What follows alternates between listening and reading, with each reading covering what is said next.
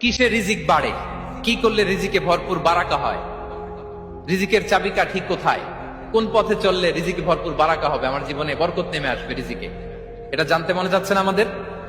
হ্যাঁ, কষ্ট হচ্ছে আপনাদের? কষ্ট হচ্ছে?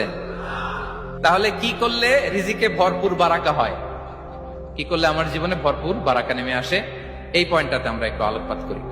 যেসব কাজ করলে আমাদের জীবনে রিজিকে আসমানি বারাকা নেমে আসবে, আমাদের রিজিকে আসমানি বারাকা নেমে আসুক, আমরা চাই কি চাই না? সবাই আমরা চাই নিশ্চয়ই।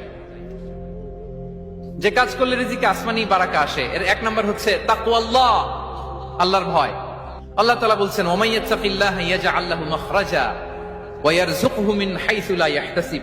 যে আল্লাহকে ভয় করে, যে আল্লাহ সচেতন, আল্লাহ তাকে মাখরাজ, মাখরাজ মানে কি জানেন? ওই যে এক্সিট লেখা না এদিকে, এই এক্সিটকে আরবিতে বলে মাখরাজ।